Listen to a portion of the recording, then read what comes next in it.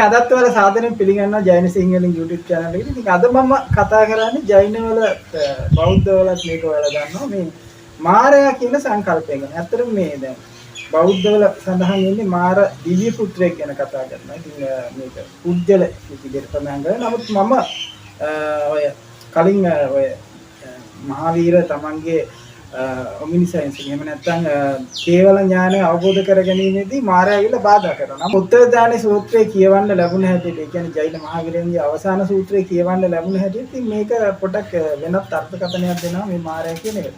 ඉතින් එහෙමනම් අද අපි කතා කරමු ජෛන ධර්මයේ සඳහන් වෙන මාරය සහ තවත් දෙයක් කතා කරනවා. ඒ තමයි දේවදත්ත ගැන. ඉතින් දේවදත්ත කියන එක්කෙනා සම්බන්ධයෙන් වෙනම අර්ථකථනයක් තියෙනවා. ඒත් උත්තර ධ්‍යාන සූත්‍රයේම අපි බලමු මොකද්ද මේ මාරයට සහ දේවදත්තට තියෙන ජෛන ධර්ම වෙනත් අර්ථකථනයක් කියලා. එහෙනම් අද අපේ වීඩියෝ එකට යමු.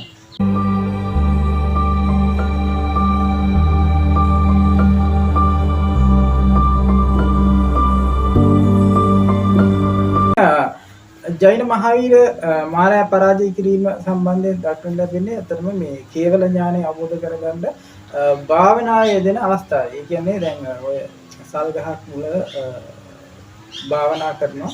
එතකොට මේ උත්තර දාන සූත්‍රය කියන හැටියට මේ තමන් තුළම ඉන්න දෙයක් තමයි මේ මාරයා විදිහට දක්වන්නේ. කියන්නේ තමන් තුළ තියෙන මානය, කෝපය, ලෝභය, වංචාව වගේ මේ තමන් තුළ තියෙන නරක එයයි සම්මත නරකයයි කියන ගතිගුණ තමයි තමන් තුළ තියෙන ඒ සිතුවිලි තමයි මෙන්න මේ මාරය විදියට ජෛන ධර්මයේ දක්වලා තියෙන්නේ. ඉතින් මේක තවදුරටත් අපි කතා කරමු.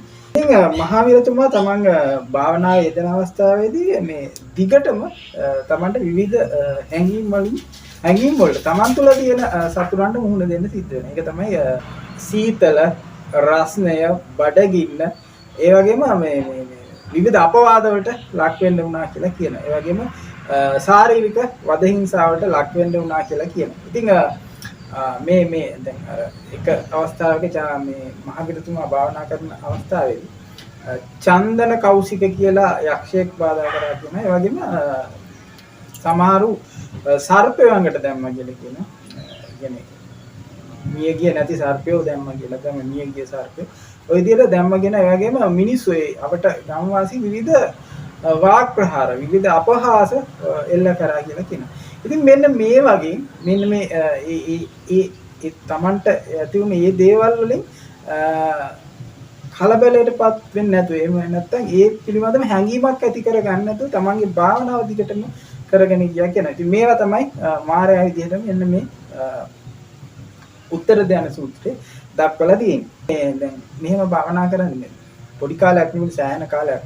මෙතන අවුරුදු 12ක් දුෂ්කරක්‍රියා කරන මහවීරතුමා. ඉතින් ඒ කාලේ විවිධ කරදර වලට පත් වෙනවා. දැන් ඊළඟට ලොකුම කරදරය තමයි මේ වේද එක. ඒ කියන්නේ මේ කාල ගුණෙන් ඇති වෙන කාල. මේව භාවනා කර ඉදී සෑහෙන කාල ගුණෙන් පීඩා එළනවා, අවු වෙනවා, වැස්ස එනවා, සූලං තත් වෙනවා, සීතල, රස්නේ ඔය වගේ හැම එකකට මුහුණ දෙන්න වෙනවා. නමුත් ඒ එකක්වත් තමන්ගේ භාවනාවට බාධා නොකරගෙන ජෛන මහවීරතුමා දිගටම භාවනා කරගෙන යනවා. මේ ජෛන මහවීරතුමා මාර පරාජය කියලා කියන්නේ ඇත්තටම මේක මේ මනසින් සිදු කරන ලද පරාජයක් විදිහට තමයි උත්තර ධ්‍යාන සූත්‍රය දක්වන්නේ. ඒ කියන්නේ කේවල ඥානෙ අවබෝධ කරගත්තට පස්සේ මෙන්න මේ දේවල් නැහැ කියන්නේ. කියන්නේ ඊගෝ එක කියන්නේ. තමන් පිළිබඳ ඇති මානෙ ඒක නෑ, ආශාවන් නෑ, කියන්නේ තණ්හාව ආශාව නෑ.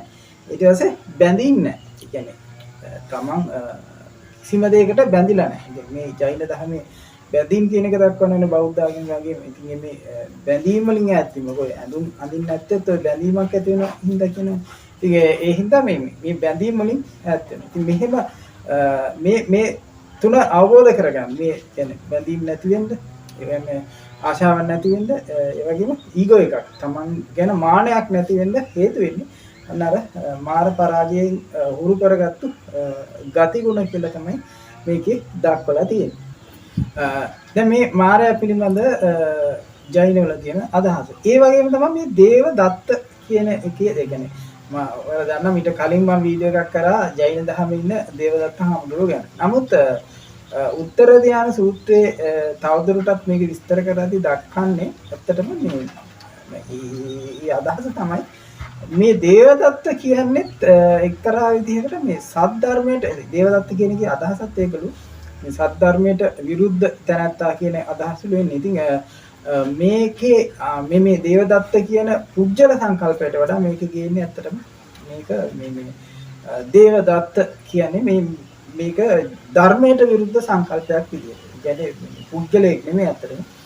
මෙතන කියන්නේ ධර්මයට විරුද්ධ දේවල් විදියට. ඉතින් ඒ කියන්නේ ඇත්තටම දැන් මේ දේවදත්ත කියලා දක්වන්නේ සද්ධර්මයට විරුද්ධ, නිර්වාණයට විරුද්ධව ඒ වගේම සංඝයා ભેද කිරීමේ අදහස් ඇති කෙනෙක් හඳුන්වන්නේ ඇත්තටම දේවදත්ත කියලා. ඉතින් මේක ඇත්තටම දේවදත්ත කියන තනි පුජ්‍යලයා වෙනුවට මේකෙදි ටිකක් බ්‍රෝඩ්ලි කියන්නේ විස්තරාත්මකව දක්වන මේ දේවදත්ත කියන්නේ කවුද කියලා. ඉතින් එතකොට දේවදත්තලා එක්කෙනෙක් නෙමේ සෑහෙන ප්‍රමාණයක් ඉන්න පුළුවන්. මොකද මේ සද්ධර්මයට විරුද්ධ සහ මේ සංඝ ભેද කිරීමේ අභිප්‍රායන් සහ තමා පිළිබඳව දැඩි මානෙන් කටයුතු කරන එක. කියන්නේ තමා සියල්ල දත් ඒ වගේ නාසිස්ටික් අදහසක් තියෙන කෙනෙක් විදිහට තමයි මේකේ දේවදත්තව දක්වලා තියෙන්නේ.